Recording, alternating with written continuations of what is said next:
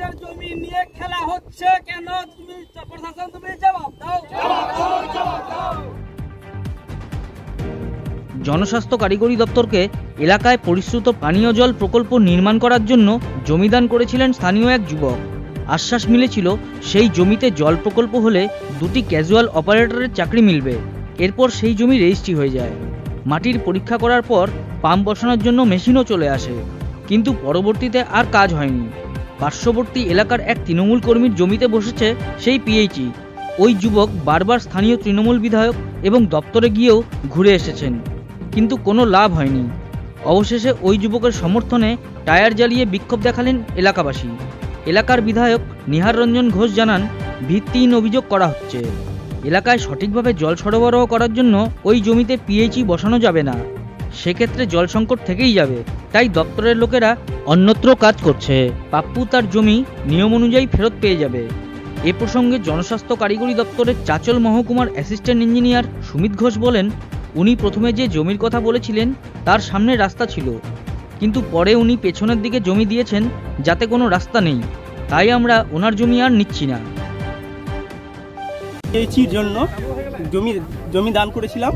এখানে SF engineer এবং executive engineer আসে, জমি দেখে এমএলএ লোকজন আসে, জমি ইনকোয়ারি করে তারপরে আমাকে ওয়ার্ডার কপি সাপেক্ষে আমাকে রেজিস্ট্রি ডেট দেয়। সেই ডেট অনুযায়ী আমি এই জমিটা দানপত্র দলিল লিখে দিই। সেখানে আমাকে বলা হয়েছিল 2টো চাকরি দেওয়া হবে, মানে 2টো কাজ দেওয়া হবে এখানে। সেই সাপেক্ষে গ্রামবাসীর জল জীবন মিশন জল খাওয়ার জন্যে আমি সেই জমি দান করি।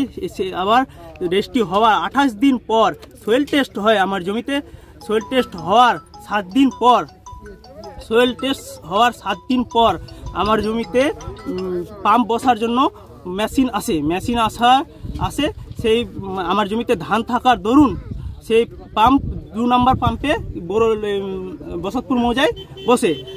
তারপরে বলে তুমি ধান কেটে রেডি করো, ধান কাটার পর তোমার জমিতে কাজ হবে। তারপরে কি কারণে আমার জমিতে কাজ হলো না, চলে গেল, সেটা আর আমার জানা নাই। এমএলএর কাছে গেছি, এমএলএ বলছে আমাকে দূর করে তাড়িয়ে দিয়েছে এমএলএ, যে এখন বিপদের সময় আসছিস, আগে কয়ে আসছিলি, বিপদের সময় আসছিস আর আগে কয়ে আসছিস, এই কথা বলে আমাকে তাড়িয়ে দিয়েছে। আর কোনো কথাই শুনেনি আমার। তারপরে আমি অফিসে গেছি, অফিসে 3 দিন না খাই দায় পড়ে আছি, অফিসাররাও আমাকে তাড়িয়ে দিয়েছে, কোনো কথাই শুনছে না আমার।